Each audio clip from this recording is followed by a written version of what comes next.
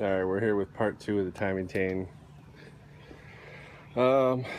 Replaced the chain on this and tensioner and guides and everything else, but here's the new one.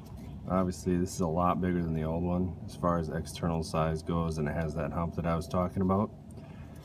But let's give it a start and see what it sounds like now. It's been sitting the same 15 hours as last time, so see how it goes.